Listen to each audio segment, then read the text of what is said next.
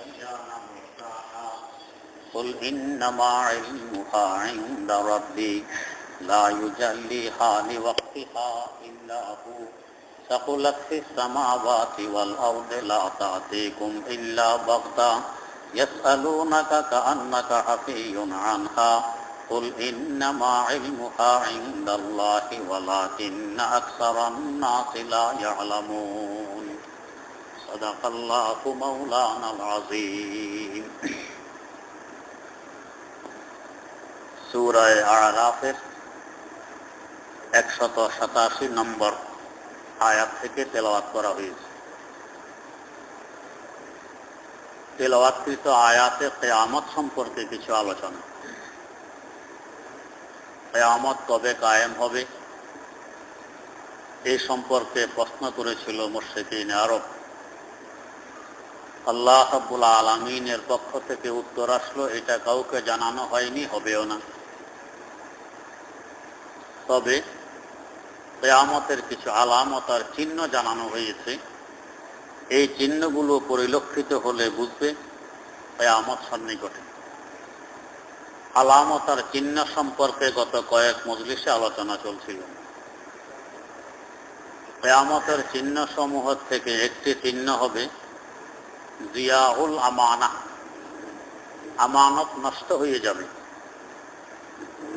এবং আমানতের যে গুরুত্ব, যে একটা দায়িত্ব, এই দায়িত্ব বোধ অন্তর থেকে উঠে যাবে। মানুষ কোনো কিছু আমানত রাখবে, বিশ্বাস করে আমানতের হেফাজত যেভাবে করার প্রয়োজন ছিল করব না। সময় মতো মালিককে আমানত যথাযথ পৌঁছিয়ে দেব তো দিব না, কিছুদিন পরে অস্বীকার। এটা কিয়ামতের একটি আলামত। আর একটি আলামত হল ইত্তিবাউস সুনানিল উমামিল মাযিয়া, আগের উম্মতদের রীতিনীতি, চালচলন, এটার অনুকরণ মুসলমানরা আরম্ভ করবে। আগের উম্মতের মধ্যে সাবিঈ, আগের উম্মতের মধ্যে ইহুদি, আগের উম্মতের মধ্যে খ্রিস্টান, এদের অনুকরণ শুরু করবে মুসলমানেরা।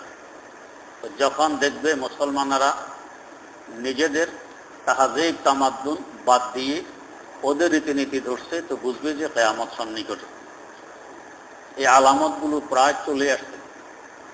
আমানতের খেয়ানতও শুরু হয়ে গেছে সারা দুনিয়ায়। আর বিজাতির অনুকরণ তো আছেই, অথচ কোনো প্রয়োজন নেই, আরাম নেই, বিনা প্রয়োজনে বিনা আরামে খামাখা ওদের অনুকরণ। আচ্ছা বলুন তো, আমরা আমাদের লুঙ্গি কিংবা পায়জামা আর পাঞ্জাবি পরিধান করলে যেভাবে স্বাধীনভাবে চলাফেরা করা যায়, উঠা বসা করা যায়, টাইট ফিট মোটা জেন্টসের প্যান্ট পরা, টাইট ফিট শার্ট পরা, এরপরে টাই একটা দিয়ে গলায় ফাঁসি লাগানো, এটা আর আমারও অনেক কম না? অনেক কম। এরপরও ওইটা করব, এটা করব না। চাহিদা মতো বসতে পারি না, চাহিদা মতো চুলকাতে পারি না, চাহিদা মতো বেঁকা থাকা হওয়া যায় না, এরপরও এটাই পরিধান করব। কেন? বিজাতির অনুকরণ, আর কিছু না। কিন্তু বলতে গেলে আমাদের দোষ, সংকীর্ণতার দোষ, সাম্প্রদায়িকতার দোষ। প্রশ্ন জাগে, আমাদের যে পোশাক, আমাদের টুপি, আমাদের পাগড়ি, আমাদের জুব্বা, আমাদের পাঞ্জাবি, খ্রিস্টানরা বুলো কি কখনো ব্যবহার করে না? কিন্তু আমরা হাজার নয়, লাখ নয়, কোটি কোটি মুসলমান ওদেরগুলো ব্যবহার করতেছি। নিজের টুপি ভালো লাগে না, ওদের হেড ভালো লাগে। নিজের পাঞ্জাবি ভালো লাগে না, ওদের শার্ট ভালো লাগে। নিজের লুঙ্গি পায়জামা ভালো লাগে না, ওদের প্যান্ট ভালো লাগে। নিজের পাগড়ি ভালো লাগে না, ওদের টাই ভালো লাগে। টাকনুর উপরে কাপড় পরিধান করতে ভালো লাগে না, টাকনুর নিচে মাটি পর্যন্ত লম্বা করে দিয়ে ময়লা করে চলতে ভালো লাগে। এই ভালো লাগার কোনো অর্থ আছে? ওদের দেশে যদি আমাদের কোনো শিক্ষা প্রতিষ্ঠান থাকে, এই শিক্ষা প্রতিষ্ঠানের মধ্যে আওয়াজ নাকি যায় না ওইদিকে, ওদের দেশে যদি আমাদের দেশের কোনো শিক্ষা প্রতিষ্ঠান থাকে, একটা শিক্ষার প্রতিষ্ঠান এরকম দেখাইতে পারবে না যেখানে আমাদের ইসলামী তাহাজিব তামাদ্দুন, আমাদের ইসলামী লেবাস পোশাক বাধ্যতামূলক, ওইখানে এরকম নেই। কিন্তু আমাদের দেশে বহু প্রতিষ্ঠান আছে, কিছু তো ওদের নিয়ন্ত্রণাধীন আর কিছু আমাদের নিয়ন্ত্রণাধীন, কিন্তু বাধ্যতামূলক ওদের পোশাক পরে স্কুলে আসতে হবে। অথচ শিক্ষক সব মুসলমান, ছাত্র সব মুসলমান, এরপরও ওদের পোশাক পরে আনতে হবে। এই যে আইনটা করলাম, এই নিয়মটা করলাম, এর মধ্যে 2 পয়সা লাভ আছে, ক্ষতি ছাড়া লাভ মোটেও নেই। পাক পবিত্রতা ঠিক রাখা যায় না, পবিত্রতা ঠিকভাবে অর্জন করা যায় না। নামাজের কথা বললে কয় যে আমার প্যান্ট পাক নাই, তো পাক থাকবে কোথার থেকে? যেভাবে টাইট ফিট করে বানাইছে এটা নিয়ে তো বসা যায় না, দাঁড়াইয়ে পেশাব করা লাগে। আর পায়খানার সময় কেমনে করে আল্লাহ ভালো জান। তো এইটা এইভাবে নষ্ট হইয়া থাকে, নামাজ কেমনে পড়ব? তো এই যে আইনটা করলাম আমাদের মুসলমান, কি উদ্দেশ্যে করলাম? এটা কিয়ামতের আলামত। তার মানে আমি চাই কিয়ামত আগে আগে চলে আসুক। কিয়ামত টেনে আনতেছি আমি। আমার বাচ্চার মেজু মামা মাওলানা হামেদ জহিরি, অনেকে চিনেন, অসাধারণ মেধার মালিক। দারুল দেওবন্দে পর্যন্ত ইন্টারভিউ তো সে ফার্স্ট, এরপরে সামনে অন্যান্য পরীক্ষায় সে ফার্স্ট হয়েছে। এই সাভার ক্যান্টনমেন্ট স্কুলে ভর্তি হয়েছিল। তো ভর্তি হওয়ার সময় আমার শ্বশুর প্রিন্সিপাল সাহেবকে বলছেন যে স্যার, আমার ছেলে পাঞ্জাবি পায়জামার টুপি এটা নিয়ে স্কুলে আসবে, চলবে কিনা? তো কত গানা করে পরে রাজি হয়েছে। এরপরে প্রত্যেক পরীক্ষায় সে ফার্স্ট হয়েছে। একবার এক অনুষ্ঠান চলতেছিল, সে আগের মতোই পাঞ্জাবি পায়জামা আর টুপি পরে আসছে। প্রিন্সিপাল তাকে বের করে দিচ্ছে। সমাজে কথা বোঝো না, উল্টা পাল্টা চলো, এই মৌলবাদী, এই অন্ধবিশ্বাস, এগুলি। তো এই বেচারা আর স্কুলে যায় না, চলে আসছে। তো এই যে বকুনিটা দিল প্রিন্সিপাল, সে নিজেও কিন্তু মুসলমান। তাহলে মুসলমানের পোশাক পরে আসলো, এটা তার সহ্য হয় না। তাহলে কি ধরনের মুসলমান চিন্তা করুন, যে নিজের পোশাক পছন্দ করে না, আরেকজন একটা পছন্দ করে। যে নিজের আব্বাকে ভালোবাসে না, আরেকজনের আব্বাকে ভালোবাসে, এই লোকটাকে নিমুখ হারাম বলবেন না? তো নিমুখ হারামি করতেছি, কোনো সমস্যা নেই, তারপরও দোষ আমাদের, সংকীর্ণতার দোষ। আর বিজাতির বিভিন্ন অনুষ্ঠান, আমাদের ধর্মীয় উৎসব, ঈদুল ফিতর, রোজার ঈদ, আমাদের ধর্মীয় উৎসব ঈদুল আজহা, কোরবানির ঈদ। রোজার ঈদে আমরা, এটা আমাদের একটা উৎসব। কোরবানির ঈদ একটা উৎসব, গরুও জবাই করি, ছাগল জবাই করি। আমাদের এই উৎসবে এই পর্যন্ত দেখছেন নেই কোনো খ্রিস্টান, ইহুদি কিংবা হিন্দু এসে শরীক হইতে? আমাদের ঈদের মাঠে হিন্দু আসেনি, খ্রিস্টান আসেনি, ইহুদি আসেনি, আসে না। আমাদের সাথে কোরবানি হিন্দুয়ে দেয় না, খ্রিস্টানে দেয় না, ইহুদিয়ে দেয় না। কিন্তু আমরা কি পরিমাণ নির্লজ্জ হইলাম, ওদের অনুষ্ঠানে আমরা যাই কিনা? যাই। ওদের অনুষ্ঠানে আমরা দেখেছি, ওদের মতো চলতেছি। এমনকি নিজের অস্তিত্ব বিসর্জন দিয়ে হিন্দুদের দুটি, এই যে কিছুদিন আগে পয়লা বৈশাখ গেল, বলতে গেলে এটা আমাদের দোষ। এদের এই পয়লা বৈশাখ, এখানে আমরা মুসলমানরা দুটি কিনছি কিনা? কিনছি। আমাদের মেয়েদেরকে হিন্দুয়ানা পোশাক পরাইছে কিনা? কেন? ওরা আমাদের পোশাক পরে আমাদের ঈদে আসে না। এইটা সংকীর্ণতা হয় না? আর আমরা এদের এখানে যাই, এটা বললে এখন আমাদের দোষ, যে এরা সাম্প্রদায়িকতা এদের মধ্যে আছে। মৌলবীদের সাম্প্রদায়িকতা ওদের মধ্যে কি পরিমাণ? এই হিন্দু আমাদের মসজিদে আসে না, তা আমরা কেন ওদের মেলায়, আমরা কেন ওদের বিভিন্ন পূজায় যাই বক্তব্য দিয়ে আসি? হ্যাঁ, এই সমস্ত। তো তাহলে বোঝা গেছে আমরা আমাদের অস্তিত্ব, ঐতিহ্য, এটাকে মূল্যায়ন করতে পারিনি। তার মানে ঠকে গেছি, যে কেন আমি মুসলমান হইলাম, এটাই তো বোঝায়। আল্লাহ, একজন আলেম, ওনার তিন ছেলেকে অন্য লাইনে পড়াইছে, মাদ্রাসায় পড়ায়নি। আমার আব্বাজান রহমতুল্লাহ আলাইহি একদিন সাক্ষাৎ হয়ে বললেন যে আপনি মাদ্রাসায় পড়ে মনে হয় ঠকছেন। কেমনে বুঝলেন? নাটক লিখে আর ছেলেদেরকে অন্য লাইনে দিতেন। যদি বুঝতেন যে আমি জিতছি, তো ছেলেদেরকেও মাদ্রাসায় দিতেন। কিন্তু ওই আলেম যখন মারা গেছেন, আমি ছিলাম না বাড়িতে, কিন্তু পরে শুনেছি এলাকার লোকের কাছে, মারা গেছে নারায়ণগঞ্জ, লাশ নিয়ে গেছে বাড়ি, সাথে 2 ছেলে ছিল। ওই দিনও ছেলেদের মাথায় টুপি ওঠেনি, গায়ে পাঞ্জাবি ওঠেনি। ওই দিনও প্যান্ট শার্ট পরেই লাশের সাথে বাড়িতে গেছে। এলাকার লোকেরা গোসল দিল, এলাকার লোকেরা কবর খনন করলো, এলাকার লোকেরা কাফন পরাইল। এলাকার লোকেরা জানাজা পড়লো, এলাকার লোকেরা মাটি দিল। এমনকি মাটি দেওয়ার সময় দুই ভাই ও কবর থেকে 8-10 হাত দূরে বুকের মধ্যে হাত বেঁধে ওইদিকে তাকাই দাঁড়াইছিল এলাকার লোকজনে বলে। তো তাহলে আমি মাদ্রাসায় পড়লাম, একটা ছেলেকে আলেম বানাইলাম না, ছেলেদের জানাজা পাইলাম না, ছেলেদের মাটি পাইলাম না, ছেলেরা দূরে থেকে তাকাই আছে, আমাকে গ্রামের লোকেরা কবর দিতেছে, এরা তামাশা দেখে। তো কবর দেওয়ার সময় বেশি শোকাহত থাকে সাধারণত সন্তানেরা। ওই সময় যদি এই অবস্থা হয় তো পরবর্তীতে বাপের কথা এরা স্মরণ করবে? মোটেও করবে না। এইভাবে নিজের অস্তিত্ব আমরা হারিয়ে ফেলছি। কিন্তু আমাদের আব্বা আম্মা যে আমাদেরকে মাদ্রাসায় পড়াইছেন, আলহামদুলিল্লাহ, আমাদের আব্বা আম্মা হাজারবার আল্লাহর শুকর আদায় করতেন, ছেলেদেরকে মাদ্রাসায় পড়াইছে। ইন্তেকালের সময় আমরা ভাইয়েরা ইয়াসিন সূরা পাশে বসে পড়ছি, গোসল আমরা দিছি, কবর আমরা খনন করছি, কাফন আমরা পড়াইছি, জানাজা আমরা পড়ছি, মাটি দেওয়ার সময় আমরা কবরে নামছি, আলহামদুলিল্লাহ। এখনো বাড়িতে গেলে এমন কোনো দিন বাদ যায় না যেদিন আব্বা আমার কবরের পাশে যাওয়া না হয়, বরং কোনো দিন 3বার 4বার 5বারও যাওয়া হয়। এখনো হাত তুলে আলহামদুলিল্লাহ, আব্বা আম্মাকে কখনো ভুলা হয় না। ওনাদের জন্য দোয়া মুখ দিয়ে অটোমেটিক আসে, ওনারা ঠকেন নাই, আমরাও মাদ্রাসায় পৌঁছে ঠকিনি। তো যাই হোক, তো কিয়ামতের আলামত বিজাতির অনুসরণ করবে, দরকারে হোক আর বেদরকারে হোক, আরামে হোক আর বেআরামে হোক। অথচ ওই পোশাকটা আরামের নয়, এটা বেআরামের পোশাক, এরপরও এটা করতেছে। টাকনোর নিচে পোশাক যদি ঝুলিয়ে আমি পরি, এতে কি আরাম বেশি হয়? টাকনোর উপরে পোশাক তুলে পড়লে আরাম বেশি হয়, চলতে ফিরতে সুবিধা। নিচে পড়তেছি, মাটি লাগতেছে, গু লাগতেছে, গোবর লাগতেছে, মর লাগতেছে, তো লাগুক, এটা দিয়ে বিছনাপত্র নষ্ট, সব কিছু নষ্ট করতেছি। একমাত্র বিজাতির অনুকরণ, কোনো লাভ নেই। গুনাহে বেলজ্জত, মজাবিহীন, স্বাদবিহীন গুনাহ, এগুলো বিজাতির অনুকরণ, কিয়ামতের আলামত। আল্লাহ রাব্বুল আলামিন সহি বুঝার তৌফিক দান করুন। আর একটি আলামত হলো মুশারাকাতুল মারআতি যাওজাহা ফিত তিজারাহ, মহিলারা পুরুষের সাথে ব্যবসা বাণিজ্যে অংশ নিবে। মহিলারা পুরুষের সাথে ব্যবসা বাণিজ্যে অংশ নিবে, অথচ বাইরের দায়িত্বগুলো ছিল পুরুষের, ঘরের দায়িত্ব ছিল মহিলা।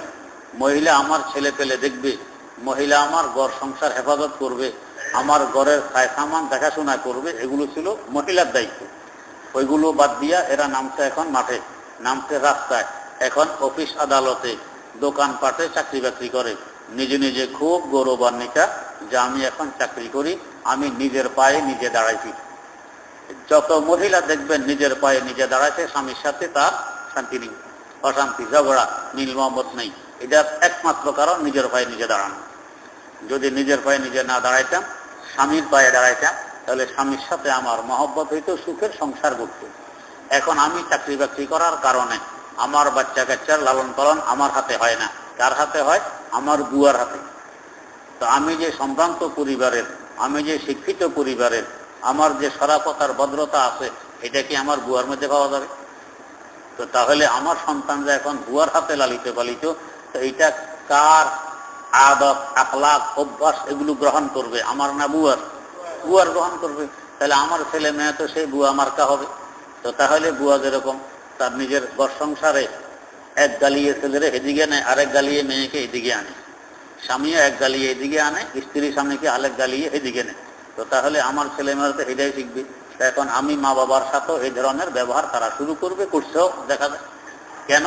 যে ছেলে পেলের লালন পালন দায়িত্ব আমার ছিল, আমি পালন করিনি। এবং তো এই ছেলে আমার দায়িত্ব কি করে পালন করবে? আমি যখন বৃদ্ধ হয়ে অসহায় হয়ে পড়বো, বিছানায় পড়ে যাব, এই ছেলে সন্তানেরা আমার সেবা সুস্থ করবে না, ওই বেশির থেকে বেশি হলে বুয়া দিয়েই করাবে। আমার আপন সন্তান যেভাবে আন্তরিকতার সাথে আমার খেদমত করবে, বুয়া কি ওইভাবে আন্তরিকতার সাথে করবে? শুধু টাকার জন্য করবে। 2-4 দিন টাকা কিছু কম হয়েছে, আপনার পায়খানা পেশা ভালো করে পরিষ্কার করে নেই, নাপাকে ধুয়ে রাখছে, এভাবেই তো হবে। আল্লাহ, তো তাহলে ব্যবসা বাণিজ্যে শরীক হবে মহিলারাও পুরুষদের সাথে, এটা কিয়ামতের একটি আলামত। এটাও পরিলক্ষিত এখন আমরা দেখতেছি। আর একটি আলামত হলো শাহাদাতুজ জুর, মিথ্যা সাক্ষী দিবে। আসলে ঘটনা এরকম ঘটে নেই, তারপরও আমি বলবো ঘটছে মিথ্যা সাক্ষী। এটাও চলতেছে সারা দুনিয়ায়, মিথ্যা সাক্ষী চলতেছে। সত্য সাক্ষী মানুষ লুকিয়ে রাখবে, লুকিয়ে রাখবে কেন? সত্য কথা বলতে গেলে তার জানের খতরা হবে, সত্য কথা বলতে গেলে তার ইজ্জত নষ্ট হবে, সত্য কথা বলতে গেলে তার সম্পদ নষ্ট হবে। তো ডরে ভয়ে সত্য কথা আর বলে না, লুকিয়ে রাখে। এটাও আমরা দেখতেছি সারা দুনিয়া এভাবে চলতেছে। এখন অসত্যের জয় আর সত্যের জয় নেই, এটা কিয়ামতের একটি আলামত। আল্লাহ মাফ করুন। এমন এই যে মিথ্যা সাক্ষী দেই, মিথ্যা কথা বলি, মানুষ হয়তো একটু হুঁশিয়ার করে হলেও বলে যাতে কেউ ধরতে না পারে আমি মিথ্যা বলতেছি। কিন্তু এখন আমিও জানি সব মানুষে জানবে আমার এই কথাটি মিথ্যা।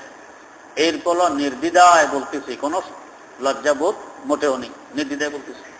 আমার ইজ্জত যাবে না থাকবে, মানুষ আমাকে কি বলবে না বলবে, এদিকে কোনো ভূক্ষেপ নেই। বুখারী শরীফে হাদিস আছে, হযরত রাসূল আকরাম সাল্লাল্লাহু আলাইহি ওয়াসাল্লামের দাওয়াত নামা যখন বাদশা হেরাক্লিয়াসের কাছে পৌঁছে, পুরা খ্রিস্টান বিশ্বের বাদশা, তার কাছে পৌঁছার পর এখন এই দাওয়াতনামাটা কে দিল, ওই লোকটা কেমন, এই সম্পর্কে সে একটু খোঁজ খবর নিবে। তো সে তার দেশে মানুষ পাঠালো, দেখো তো যে এলাকা থেকে চিঠিটা আসছে ওই এলাকার কোনো লোকজন আমার দেশে আছে কি। তো চিঠিটা আসছে আরব থেকে।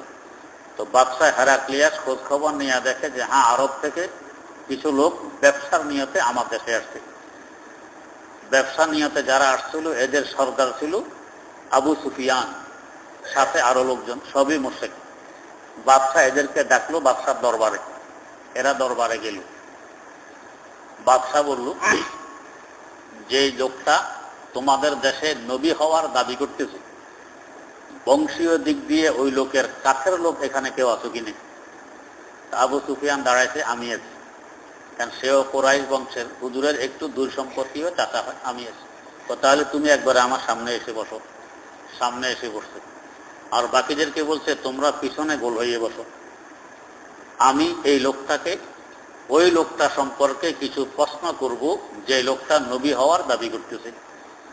যদি আমার প্রশ্নের উত্তরগুলো সত্য দেয় তো ভালো কথা, আর যদি সে অসত্য দেয় তো তোমরা ইশারায় আমাকে বুঝাই দিবা কথাটা সত্য নয়। এখন আবু সুফিয়ান পড়ছে না বিপদে, কারণ আবু সুফিয়ান তো বাদশার সামনে, আর তার বাকি দলবল হলো আবু সুফিয়ানের পিছনে। এখন এরা চোখের ইশারায়, মাথার ইশারায় এমনি নাড়া দিবে, কথা এটা সত্য নয়। আবু সুফিয়ান তো বুঝবে না কে পিছনে কি নাড়া দিতেছে না দিতেছে, ইশারা কি করতেছে। বাদশা তো দেখতেছে, বাদশারা বড় হুঁশিয়ার হইতো আগের যুগে, এইভাবে বসাইছে। এরপরে বাদশা কতগুলো প্রশ্ন করলেন। এই প্রশ্নগুলো সব বুখারী শরীফ কিতাবুল ঈমান, ঈমান অধ্যায়ে উল্লেখ আছে। তার মধ্যে এই প্রশ্নগুলো করার পরে আবু সুফিয়ান বলতেছে, বাদশার প্রশ্ন উত্তর পর্ব শেষ হওয়ার পর যখন বেরিয়ে আসছে, তো সাথী সঙ্গীদেরকে বলতেছে যে আমি একটা কথাও মিথ্যা বলতে পারিনি। কারণ যদি আমি মিথ্যা বলি তো এই লোকগুলো দেশে এসে বলবে আমাদের সর্দার সাহেব হেরাক্লিয়াসের সামনে মিথ্যা বলে আসছে, এতে আমার ইজ্জত থাকবে না। ইজ্জতের ভয়ে আবু সুফিয়ান একটা কথাও মিথ্যা বলেনি, সব সত্য কথা বলেছে। তো দেখেন, কাফের মুশরিকরা পর্যন্ত ইজ্জতকে এই পরিমাণ ভয় পায় যে মিথ্যা বললে পরবর্তীতে এরা বলবে আমাদের সর্দার মিথ্যা কথাও বলে, আমার ইজ্জত থাকবে না। এই জন্য একটা কথাও সে মিথ্যা বলেনি। কারণ ওরা তো আখিরাতের বিশ্বাসী নয় যে মিথ্যা বললে গুনাহ হবে। দুনিয়ার বিশ্বাসী, এখানে যা করার আছে করে যাও, কিন্তু এখানেও ইজ্জত নষ্ট হবে। এরা পরে বলবে আমাদের সর্দার সাহেব মিথ্যা বলে, এটা তার সহ্য হয়। কিন্তু আমরা এখন মিথ্যা বলতে মোটো দ্বিধাবোধ করি না। আমি পুরা দুনিয়ার মানুষ জানবে এটা মিথ্যা, এরপরও বলতেছি। এটা কিয়ামতের আলামত, আল্লাহ মাফ করুক। কিয়ামতের আরেকটি আলামত হইল যুহুরুল জাহাল, মূর্খতা প্রকাশ পাবে খুব বেশি। শিক্ষিত লোক কম হবে, মূর্খ মানুষ বেশি হবে। এখানে শিক্ষিত মানে কোরআন এবং হাদিস সম্পর্কীয় যারা জ্ঞানী শিক্ষিত এদেরকে বুঝেছে হাদিস, এদের সংখ্যা হবে কম। এটাও দেখছি যে সারা দুনিয়ায় 700 কোটি মানুষের মধ্যে কোরআন এবং হাদিসের জ্ঞান রাখে, এরকম হয়তো কয়েক লাখ হতে পারে, কয়েক লাখ হইতে পারে, আর বাকিরা কোরআন হাদিস বোঝে না। তো তাহলে এটা কিয়ামতের একটি আলামত, শিক্ষিত লোক কমে যাবে আর মূর্খ লোক বেশি হবে। আর একটি আলামত হলো কাতঈয়াতুর রহিম, আত্মীয়তার সম্পর্ক মানুষ বিচ্ছিন্ন করবে। ভাই বোনের সাথে মিল নেই, ভাইয়ে ভাইয়ের সাথে ঝগড়া, চাচা বাতিজার সাথে ঝগড়া, বাতিজা চাচার সাথে মিল রাখে না। এইভাবে আত্মীয়তার ছিন্নতা এটা খুব বেড়ে যাবে। এটা কিয়ামতের একটি আলামত। এখন আমরা দেখতেছি প্রায় ভাই আর বোনে মিল নেই। কেন? বোনের সম্পদ ভাই দেয়নি। সম্পদ না দেওয়া এটাও কিয়ামতের একটি আলামত, গত মজলিসে বয়ান হয়েছে। এই সম্পদ না দেওয়ার কারণে এখন এই বোনের সাথে ঝগড়া। আল্লাহ, এটা কিয়ামতের আলামত, আত্মীয়তা সম্পর্ক ছিন্ন হবে। আর একটি আলামত হইল সুউল জাওয়ার, আমি ভালো হইতে চাইলেও আমার আশেপাশে যারা আছে এরা ভালো নেই, আমার পাড়া প্রতিবেশী যারা আছে এরা ভালো নেই। এটা আমরা দেখি, কোনো অফিসে চাকরি করে একজন ভালো মানুষ, তো সে চায় আমি ভালোভাবে চলি, ভালোভাবে সবাইকে চালাই। সব মানুষ তার বিরুদ্ধে এক হইয়া তো অনাস্থা দেয়, এই বেচারার পরে চাকরি করাই কঠিন হয়ে পড়ে। তো সুউল জাওয়ার, আমার আশেপাশে যারা আছে প্রতিবেশী, এরা হইল ভালো নয়, খারাপ, যার কারণে আমিও ভালো থাকতে পারিনি।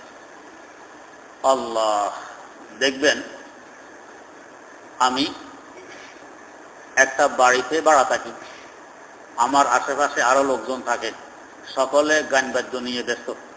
আমার ইচ্ছাই হোক অনিচ্ছাই হোক আমার কানে ঢুকে কিনে। আমার হয়তো গুনাহ হবে না যেহেতু আমি মজবুর, কিন্তু ওটার একটা বদ আথর, খারাপ প্রভাব তো আমার উপর পড়বে। আমি যদি ইচ্ছা করে বিষ খাই, এরপরে মারা যাই, আত্মহত্যার গুনাহ হবে। আর যদি শরবত মনে করে বিষ খাই, মারা যাব না? তাও মারা যাব। শুধু ব্যস্তম আত্মহত্যার গুনাহ হবে না, কিন্তু বিষের আসর আর প্রভাব তো আমার মধ্যে পড়বে। ইচ্ছা করে পান করলেও পড়বে, অনিচ্ছায় পান করলেও পড়বে। গান বাদ্য যে আমার কানে দিয়ে ঢুকতেছে, অনিচ্ছা সত্ত্বে ঢুকলে আমার গুনাহ হবে না, এটা ঠিক, কিন্তু তার বদ আসর আমার মধ্যে পড়বে, খারাপ আসর আমার মধ্যে পড়বে। এটা করতেছে ওরা, এইভাবে ইচ্ছায় অনিচ্ছায় আমাকে গুনাহে লিপ্ত করে ফেলতেছে। এই যে এখন দেখবেন আমরা যে মোবাইল ব্যবহার করি, মোবাইলে আমরা ফ্লাক্সি লোড করি, পয়সা ঢুকাই, এরপরে কথা বলি। এই পয়সা দিয়ে ঢুকাইতেছি, এখান থেকে মাসে মাসে প্রিমিয়াম কেটে নিতেছে, বিমা করে ফেলতেছে আমার, আমি জানি না আমার নামে বিমা চলতেছে। সুদ আর হারামের ভিতরে আমাকে ডুবাই রাখলো, অথচ আমার ইচ্ছাও নেই, জানাও নেই, অজান্তে অনিচ্ছায় আমার নামে বিমা হইতেছে, সুদ চলে আসতেছে। আচ্ছা, এরপরে আমি যে মোবাইলে কথা বলি, আমার এই প্রিমিয়াম করার পরে যে অনেক টাকা সুদ হইল, এটা আবার আমাকে পয়সা দিবে না, আমার ওই কথাই কেটে নিবে। তা কবে আমার আসল পয়সা শেষ হলো, কবে শেষ না হলো, এটা বোঝাও তো কঠিন। তাহলে এই সুদ আমার ব্যবহার হয়ে যেতেছে ইচ্ছায় অনিচ্ছায়। এইভাবে সুউল জাওয়ার, আশেপাশে যারা আছে এরা নষ্ট, আমাকেও নষ্ট করে ফেলবে। আজকাল আমাদের বাচ্চাদেরকে কন্ট্রোল করা কি পরিমাণ কষ্ট হয়ে পড়ছে আমাদের উপর। আমরা যখন ছোট ছিলাম গ্রাম দেশে, সিনেমা হলের আমরা নামও শুনিনি, টেলিভিশন ছিলই না, রেডিও মানুষে বাজাইতো, এটাকে খুব খারাপ জানতো। আমার মনে আছে আমাদের বাড়িতে এক লোক রেডিও নিয়ে আসছে, আমার চাচা যান হযরত মুফতি আব্দুর রহমান রহমতুল্লাহ আলাই, ওনার বাগিনা বের করে দিচ্ছে বাড়ি থেকে, এই বাড়িতে তোমার ঢুকার অনুমতি নেই, তুমি রেডিও নিয়ে ঢুকছো কেন, এত বড় সাহস। এই ছিল অবস্থা, নষ্ট হওয়ার উপকরণ ছিল না। কিন্তু এখন আপনি ঘর থেকে মসজিদে আসবেন, মসজিদ থেকে ঘরে যাবেন, রাস্তার দুই পাশে গুনাহের আম্বার, গুনাহের সামান, উপকরণ ভর্তি, ইচ্ছা অনিচ্ছায় গুনাহ হইতে আছে। বাচ্চাদেরকে কন্ট্রোল করা কঠিন। এই যে এখন খেলা চলছে, শেষ হচ্ছে না চলতেছে আল্লাহ জানে, এই বিশ্বকাপ খেলা, কত ছাত্রকে যে বরবাদ করে ফেলছে এই খেলায়, কত ছাত্র নষ্ট হয়ে গেছে এই খেলায়। এখন ওইটা নিয়ে ব্যস্ত, লেখাপড়া নেই। ফোন তো আমাদের কাছে আসে, দোয়া চায় যে হুজুর এখন এসে ছেলেকে কন্ট্রোল করতে পারতেছি না, ভাগে চলে যাচ্ছে বাড়ি থেকে, 2 দিন 3 দিনে একবার আসে না, কারণ বাড়ি আসতে তো খেলা দেখতে পাবে না, খেলা দেখার জন্য সে অন্য কোথায় চলে যায়। বেশি বলতে গেলে আত্মহত্যা করবো। কোনো কোনো ছেলে বলছে তাহলে একেবারে চলে যাব, আর বাড়ি কোনোদিন ফিরে আসবো না, নষ্ট হয়ে যেতে। তো একটা ছেলেকে নষ্ট না হওয়ার জন্য যা করা দরকার তা তো মোটেই করি না, নষ্ট হওয়ার জন্য যা করা দরকার পুরা বিশ্বব্যাপী সরকার সহ যেই পরিমাণ সহযোগিতার দরকার সব করতেছে। তো নষ্ট করার জন্য সব উপকরণ আছে, কিন্তু এই সম্পর্কে কিছু বলতে গেলে এরা আধুনিকতা বুঝে না, এরা হইল অন্ধবিশ্বাসী, এরা ধর্মান্ধ। ধর্মান্ধ মানে কি? যে ধর্ম সম্পর্কে অন্ধ, ধর্ম জানে না, এই তো ধর্মান্ধ। কিন্তু উল্টা যে ধর্ম সম্পর্কে জানে এর এই গালি দেয়, ধর্মান্ধ, উল্টা গালি। তার মধ্যে যে গালি দেয় তার বুঝবুদ্ধির কি পরিমাণের অভাব, শিক্ষা দীক্ষার কি পরিমাণের অভাব। যে ধর্ম সম্পর্কে যে জানে না সে ধর্ম অন্ধ নয়, আর যে জানে এ ধর্ম অন্ধ। যে জানে এ তো চোখওয়ালাই তো জানে, এ অন্ধ হইল কিভাবে? তো চোখওয়ালারে অন্ধ কয়, অন্ধওয়ালারে চোখ কয়, তার মানে বুঝবুদ্ধির অভাব। আল্লাহ মাফ করুন। আল্লাহ। আরেকটি আলামত হলো কিয়ামতের জুহুরুল ফুহশ। ফুহশ মানে অশ্লীলতা, যা খুব বেড়ে যাবে, যা আমরা এখন দেখতেছি। সারা দুনিয়া এখন দেখতেছে অশ্লীলতা কি পরিমাণ। এমন জায়গা তো আমেরিকায় আছে, যেই এলাকার ভিতরে একটা সুতাও যদি আপনার আঙ্গুলে কাঁটানো থাকে, আপনাকে সেখানে ঢুকার অনুমতি দিবে না। একেবারে বস্ত্রবিহীন অবস্থায় সেখানে আপনাকে ঢুকা লাগবে। সেখানে বহু মানুষ আছে এইভাবে থাকতেছে। তাহলে কি পরিমাণ অশ্লীলতা আমরা আগে গেছে আন্দাজ করুন, যার প্রভাব আমাদের দেশে আসতেছে। এখন কে কি পরিমাণ এই ল্যাংটা চলতে পারে, এটার প্রতিযোগিতা তো আমাদের দেশে আসল। আর এবছর পহেলা বৈশাখে কি অবস্থা হয়েছে পত্র পত্রিকায় দেখতেছেন। কিন্তু দরকার তো ছিল যাতে এইভাবে অশ্লীলতা না আসতে পারে, তার রাস্তা বন্ধ করে দেয়া। ওইটা না করে আরো উল্টা এমন চেষ্টা করতেছি যার দ্বারা অশ্লীলতা আরো বাড়ে। ওইটাই করতেছি। আল্লাহ মাফ করুন। আল্লাহ। আরেকটি আলামত হলো তাকযীনুল আমিন ওয়া ইতিমাদুল খায়েন। যে আমানতদার তাকে মনে করে খেয়ানতকারী, আর যে খেয়ানতকারী খেয়ানত করে তাকে মনে করি আমানতদার। উল্টাটা, যে মিথ্যা বলে একে মনে করি সত্যবাদী, যে সত্য বলে তাকে মনে করি মিথ্যাবাদী। এটাও কিয়ামতের আলামত। তা এখন আমরা দেখি যারা বাস্তবে মানুষ, বাস্তবে শিক্ষিত, এদেরকে অশিক্ষিত মনে করা হয়, সমাজের বোঝা মনে করা হয়, এদেরকে অমানুষ মনে করা হয়। এরা আধুনিকতা বোঝে না, সামাজিকতা বোঝে না, এই দোষ তাদের উপরে দেয়া হয়। আর বাস্তবে যারা হায়ওয়ান জানোয়ার মতো চলে, এদেরকে মনে হয় বড় ভদ্র। উল্টা। এটা কিয়ামতের একটি আলামত। কিয়ামতের আরেকটি আলামত হইল আদামুল মুবালাত বিমাস্তারিল মাল মিন হারামিন আও মিন হালাল। মাল কিভাবে আমার কাছে আসতেছে, হারাম পন্থায় না হালাল পন্থায়, এদিকে কোনো ভ্রুক্ষেপ থাকবে না। মাল আসলেই হইল, হারাম আসুক বা হারাম আসুক এটা দেখার বিষয় নয়, আসতে হবে। আগে আমাদের দেশে ঘুষ দিতে চুপে চাপে নাকি দিত, টেবিলের নিচে দিয়ে, বলতো টেবিলের নিচে দিত, চুপে চাপে দিত। আর এখন চুপচাপ নাই। এখন কে কত বেশি ঘুষ দিতে পারে, হে তত বেশি চালাক, সে তত বেশি বুদ্ধিমান। এখন পরিষ্কার, এত টাকা না দিলে হবে না। সবাই জানে, উপর থেকে নিয়ে নিচ পর্যন্ত সবাই এই নৌকার মাঝি। এই জন্য এটা এখন আর দোষও মনে করেন। আমি চাকরি করি এই কাজে, এই কাজটা আমার দায়িত্ব, এরপরও আমাকে এত হাজার টাকা না দিলে আমি করব না। তো যার টাকা আছে এটা করবো, যার টাকা নাই এটা আমি করব না। যার মানে গরিবের উপরে জুলুম চলতেছে, অত্যাচার চলতেছে। গরিব বেচারা নিজের হক কফিল করতে পারতেছে না, গরিব বেচারা বিচার পাইতেছে না। যার টাকা আছে হে ভাই। তো জুলুমের সুযোগ আরো বেশি করে দিলাম। এই ঘুষ, এটা কিয়ামতের একটি আলামত। এটা এখন ঘরে ঘরে চলছে। আল্লাহ আল্লাহ মাফ করুক। আরেকটি আলামত হইল লা তুসিবু নুফুসুন নাস বিইখরাজি যাকাতিহিম। আমার উপর কি পরিমাণ যাকাত আসতেছে, সব যাকাত দেই না। যাকাত দিলে আমার মাল পবিত্র হইতো, আমার আত্মা পবিত্র হইতো। না দেওয়ার কারণে মালও অপবিত্র, আত্মা অপবিত্র। যার কারণে আস্তে আস্তে বরকত শূন্য হয়ে যাইতেছি। যতই টাকা হাতে আসে তারপরও কিছু কাজ করতে পারতেছি না, বরকত নেই, যাকাত দেইনি। সেই যাকাত না দেওয়ার কথা এটা শুরু হবে কিয়ামতের আলামত হিসাবে। আল্লাহ। আরেকটি আলামত হলো তাআল্লুমুল ইলম লিগাইরিল্লাহি তাআলা। মানুষ শিখবে আল্লাহর জন্য নয়, শিখবে দুনিয়ার জন্য। এটা আজ ৯৯% আমাদের মধ্যে এই অবস্থা। আমরা শিখি, লেখাপড়া করি কিসের জন্য? দুনিয়ার জন্য। আল্লাহ পাওয়ার জন্য তো শিখি না, শিখতেছি দুনিয়ার জন্য। এক ছেলেকে তার আব্বা জায়গা জমিন বিক্রি করে নিজের সয় সম্পদ সব শেষ করে আমেরিকা থেকে বড় ইঞ্জিনিয়ার বানাই আনছে। একমাত্র ছেলে। ছেলে বাড়ি আসছে, আসার পরে বিভিন্ন জায়গা থেকে অফার, আমাদের এখানে আসো চাকরি করতে, এসে এত টাকা বেতন। ছেলে বলে আসছি তো মাত্র কিছুদিন একটু বিশ্রাম করি, এরপরে যোগ দিব। এই করতে করতে অসুস্থ হয়ে পড়ছে। হইতে হইতে এখন মৃত্যু সজ্জায় শায়িত। আব্বা ছেলের শিওরে বসে কাঁদতেছে যে বাবা তুমি তো চলে যেতেছ, আমার অবস্থা কি হবে? আমার তো পুঁজি বার্তা সয় সম্পদ সব তোমার পিছনে শেষ করে ফেলেছি তোমাকে বড় শিক্ষিত বানানোর লক্ষ্যে। তুমি শিক্ষিত হয়ে দেশে আসবে, কামাই করবে, আমার সুখ শান্তি আসবে, আমি ধনী হব। এখন তুমি যে চলছো তোমার পথে, আমার কি অবস্থা হবে? ছেলে উল্টা জবাব দেয়, আব্বা আপনি আপনার অবস্থা চিন্তা করেন, আমার কি অবস্থা হবে? আমি যে রাস্তায় চলছি, যে দেশে চলছি, ওই দেশের কুদিত ব্যবস্থা আপনিও করেননি, আমিও করিনি। আমার ওই দেশের অবস্থা কি হবে এটা চিন্তা কে করবে?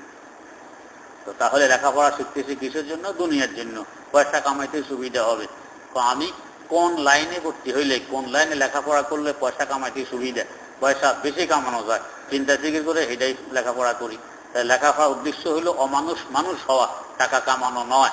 টাকা তোমার পিছনে এমনি দৌড়বে যদি তুমি মানুষ হইতে পারো, কিন্তু আমরা দৌড়তেছি টাকার পিছনে, যেন মানুষও হইতে পারলাম না, টাকাও আসলেও শান্তি নিয়ে আসে না, অশান্তি বই টাকা আমাদের কাছে আসে। আল্লাহ তো লেখাপড়া শিখবে মানুষ দুনিয়ার জন্য, দিনের জন্য শিখবে না, আল্লাহর জন্য শিখবে না, এটা কিয়ামতের একটি আলামত। আর একটি আলামত হলো রফুল আসওয়াত ফিল মাসাজিদ, মসজিদের মধ্যে ঝগড়া ফাসাদ, মসজিদের মধ্যে চিল্লা চিল্লি, দুই গ্রুপে মারামারি চিল্লা চিল্লি, এইটাও বিভিন্ন জায়গায় এখন দেখা যাইতেছে। মসজিদে কেউ দাঁতি কেউ বেদাতি, সে ঝগড়া, কেউ বেদাত করে কেউ সুন্নতের উপরে আমল করে, এটা নিয়ে ঝগড়া। কেউ হঠাৎ করে এসে জোরে আমিন বলে, পাশের দুজন লাফ দিয়ে ওঠে, আরে কি হয়েছে, হঠাৎ করে এত জোরে চিৎকার দিল, এই হয়তো নামাজ ভেঙে যায়, আমি কি হয়েছে তোমার, এখন আমি তো সুন্নতের উপরে আমল করছি, এ মনে করে জোরে আমিন বলা হইলো সুন্নত আমল করছি। তো তোমার সুন্নত তো আমাদের ফরজ শেষ, তোমার সুন্নত তো ফরজ শেষ। ওই আরেক বেটা মেসওয়াক ব্যবহার করতে যাবে, মেসওয়াক রাখছে, নিয়ম হলে মেসওয়াক 1 বিঘত লম্বা হবে, কিনছে আরেকটু লম্বা, কেটে ফেলতে কেমন কেমন লাগে, পয়সা দিয়ে কিনছি কেটে ফেলে দিব কেমন লাগে, সেই লম্বা মেসওয়াক জায়গা রাখছে, এটা পুরোটা জায়গার ভিতরে ঢোকে না, মাথা এমনি বাইরের দিকে হয়ে গেছে। পাশে আরেক লোক নামাজ পড়ে, মেসওয়াকওয়ালা সেজদা থেকে উঠার সময় তার মেসওয়াক ঢুকছে সেই লুঙ্গির কাছা দিয়ে, ঢুকে এত দাঁড়ায় গেছে পুরা লুঙ্গি সহকারে। এখন এবারে নামাজ হয়ে মিয়া তুমি কি করতেছো, হয় এটা আমার সুন্নত। তো তোমার সুন্নতের গুতায় আমার ফরজ তো শেষ, হ্যাঁ, নামাজের সতর ভুলে গেলে ফরজ নামাজ থাকে থাকে না। তো এরকম তো কাম্য নয়, তরিকা মোতাবেক করতে হবে। এখন তুমি হঠাৎ জোরে আমিন বলতো, পাশের দুজনে লাফ দিয়ে উঠা, নামাজ শেষ, তোমার সুন্নতের ঠালাদের ফরজ শেষ। ভূপালের নবাব নবাব সিদ্দিক হাসান খান সাহেবের ছেলে আহলে হাদিস ছিল, কিন্তু বুজবুদ্দিওয়ালা ছিল। বর্তমান আহলে হাদিসের মতো বেবুজ নয়, বুজবুদ্দি। তো উনি একটা হলো ভূপালের নবাব, ওনার মসজিদে এরকম এক আহলে হাদিস যাইয়া গায়ের জোর যে পরিমাণ আছে এই পরিমাণ জোরে আমিন বলছে, মনে মনে খুশি যে নবাব সাহেব খুব খুশি হবেন, আমারে পুরস্কৃত করবেন, সেই খেয়ালে জোরে আমিন। নামাজ শেষে নবাব সাহেব লোক পাঠাইছেন, জোরে সরে আমিন কে বলছিল এর একটু ডাকো, অথচ নবাব সাহেব নিজেও আহলে হাদিস। এইবারটা খুব খুশি খুশি আসছে যে পুরস্কারে দিবে, এখন এই জন্য তো ডাকছে। আইসা কয় জনাব, জোরে আমিন বলার কথা তো হাদিসে আছে, এটা ঠিক, কিন্তু আজান দেওয়ার কথা তো হাদিসে নাই। তুমি যে নামাজের ভিতরে একবারে আজানে দিয়ে দিলে, কারণটা কি? এটা কি সুন্নতের উপরে আমল করা উদ্দেশ্য, না হানফিদেরকে কষ্ট দেওয়া উদ্দেশ্য? উল্টা কতক্ষণ বকাবকি দিয়ে তো বিদায় দিয়ে দিছে, এটা হলো পুরস্কার। তো আজকাল এইভাবে জোরে আমিন বইলা এই বিভ্রান্তি, এখন মসজিদে মসজিদে ঝগড়া, জায়গায় জায়গায় ঝগড়া, এই মসজিদে ঝগড়া খাড়া হওয়া, এটা হলো কিয়ামতের আলামত। আর আরেক ঝগড়া এখন প্রায় জায়গা দেখা যায় কমিটিয়ে ঝগড়া। এই মোহাম্মদপুর এক জায়গায় 2 কমিটির ঝগড়া, মামলা মোকদ্দমা কোর্টে, এক কমিটি রায় পাইয়া নিয়ে আসছে, মসজিদে এসে দেখেন এই আমরা রায় পাইছি, এই কমিটির যারা রায় পায় নাই এরা দৌড়াইয়া এসে এটা ধরি এমনি মেলামারি ফেলাইয়া কোর্টের রায় নাই, কিছুই মানি না, আমরা আছি ক্ষমতায় থাকবো, কোর্টের রায় আবার কি। তো বস এখন 2 কমিটি ঝগড়া, এইটাও কিয়ামতের আলামত। এই ঝগড়া সব মসজিদের ভিতরে তুলছে। আগে এক সময় মসজিদ মাদ্রাসাগুলো এই সমস্ত ঝগড়া মুক্ত ছিল, মানুষ নিরিবিলি ইবাদত করতে পারত, আর মসজিদ মাদ্রাসার হুজুরাও নিরিবিলি মানুষকে বুঝাইতে পারত। এখন এই ঝগড়ার কারণে নিরিবিলি ইবাদত করা, নিরিবিলি বুঝানো, এটাও কঠিন হয়ে পড়ছে। এটা কিয়ামতের একটি আলামত। মসজিদে চিৎকার, মসজিদে মারামারি পর্যন্ত হয়, আল্লাহ মাফ করুক, কিয়ামতের আলামত। আরেকটি আলামত হলো ইকরামুর রাজুল ইত্তিকা শাররিহি, যে ব্যক্তি ইজ্জতের উপযুক্ত নয় তারপরও তাকে বাধ্যতামূলক ইজ্জত করা লাগবে, না হয় সে এর ক্ষতি করবে। এটা এখন আমরা দেখতেছি, আমরা জানি সমাজের মধ্যে লোকটা সবচেয়ে খারাপ, আমরা জানি এটা মস্তান, আমরা জানি এটা মদখোর, আমরা জানি এটা নিশাখোর, সব জানি, তারপরে ইজ্জত করি কেন? তো না করলে আমার ক্ষতি করবে, আমার কাছে চাঁদা দাবি করবে, না করলে আমার জান কেড়ে নিবে, না চললে আমাকে সামনে আগাইতে দিবে না, ব্যবসা বাণিজ্য ঠিকভাবে করতে দিবে না, চাকরি বাকরি ঠিকভাবে করতে দিবে না, তো বাধ্য হয়ে তার ইজ্জত করতে হয়। এটা কিয়ামতের একটি আলামত। এই যে বর্তমানে দেখা যায় যে ওয়াজ মাহফিলগুলো হয়, কিছু হোমরা সোমরা নাম যদি পোস্টারে না দেওয়া হয় তো মাহফিল করা যাবে না, মাহফিল করতে দেওয়া যাবে না, বন্ধ। সারা দেশে তো ঘুরি দেখি বহু মাহফিল বন্ধ, কেন? আমার নাম কেন পোস্টারে দিল না, এই জন্য মাহফিল করা যাবে। এখন বাধ্য হইয়া নাম দেয়, আর নাম দিলে হোমরা সোমরা তো পুরো এলাকায় একজন হয় কয়েকজন, কয়েকজনের নাম দিতে হয়, আর নাম দিলে সকলের নাম কি 1 নম্বরে দেওয়া সম্ভব? হ্যাঁ, 1 নম্বর তো সম্ভব নয়। সিরিয়াল তো করা লাগবে। এরকমও ঘটনা ঘটছে, দাওয়াত নামা নিয়ে গেছে, পোস্টার নিয়ে গেছে, দেখে যে আমার নাম 2 নম্বরে, সাথে চিরে ফেলে দিয়ে একটা, আমি কি এর থেকে ছোট নেতা, আমার নাম 2 নম্বরে দিছে, মাহফিল হওয়া যাবে না, এখানে বন্ধ। এখন কে যাবে দয়া করতে, বস মাহফিল বন্ধ। নাম কেন 2 নম্বরে দিল? নাম তো দিছে, তারপর 2 নম্বরে কেন দিল, এই নিয়ে মাহফিল বন্ধ দিবেন। আল্লাহ, এদের ইজ্জত করতে হয়, মানুষ দিল থেকে কয় না, দিল থেকে ইজ্জত করে না, নিজের ভয়ে, নিজের বেজ্জতির ভয়ে ওদেরকে ইজ্জত করে। এটা আসলে ইজ্জত নয়, এটা আসলে বেজ্জতি। এই আন্তরিক অভিশাপ যে তার করতেছে, দেখবেন তার চেহারাও ঠিক নেই, দেখবেন তার ঘরে অশান্তির আগুন জ্বলতেছে, এরপরে মরার পরে মানুষ লানত দিবি, এখনো লানত দেয়, মরার পরেও লানত দিবি। আচ্ছা, এই যে এদেরকে ইজ্জত করতে হয়, এরা স্টেজে আসে বক্তব্য দেয়। আমার সামনে একজন বড় নেতা বক্তব্য দিচ্ছে কি, আল্লাহর নবী 12 রবিউল আউয়াল 10 মুহররম সোমবার জন্মগ্রহণ করেন। কোন কত বড় জাহেল! 12 রবিউল আউয়াল 10 মুহররম সোমবার জন্মগ্রহণ করেন। মানুষে হাহা করে হাসে দেয়, কিন্তু তারপরও সে বুঝে আসে না কেন হাসে। একটু পরে মানুষে কয় বসেন বসেন। ও আচ্ছা, আমার কথা ভালো লাগে না, কয় যে আমরা তো ওয়াজ শুনতে আসি, ওয়াজ শুনতে আসি, আমাদের এই ধরনের কথাবার্তা শুনতে আসি নাই। এরপরও এদের ইজ্জত যায় না, আল্লাহ মাফ করুক। এইটা হলো কিয়ামতের আলামত। কি বলতে হবে জানি না। এই গত পরশু মোহাম্মদপুরে একজন বক্তব্য দিতে দাঁড়াইয়া বক্তব্য শেষ করতে কয়, বস আর বেশি কথা বললাম না, এই সামান্য বক্তা দিলাম। বক্তা দিছি, বক্তা তো হলো যে কথা বলে তাকে বলে, প্রত্যেকে বক্তা দিচ্ছে।